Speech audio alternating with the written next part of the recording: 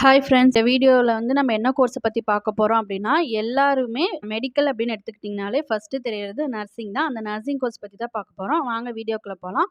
அதுக்கு முன்னாடி இப்போ தான் நீங்கள் ஃபஸ்ட் டைம் நம்ம சேனலை பார்க்குறீங்க அப்படின்னா மறக்காமல் சப்ஸ்கிரைப் பண்ணிக்கோங்க.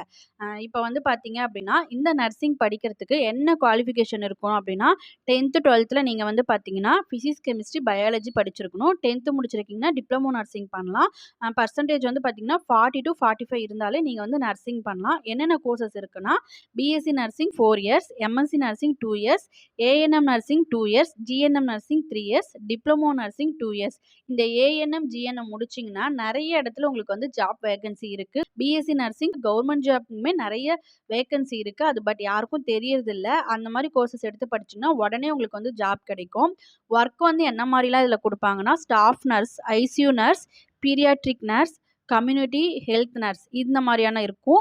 ஜாப் பார்த்தீங்கன்னா எந்தெந்த ஏரியாவில் இருக்குன்னா, hospital, clinic, school, military, public health centre இந்த மாதிரி இடத்துலலாம் உங்களுக்கு ஜாப் கொடுப்பாங்க.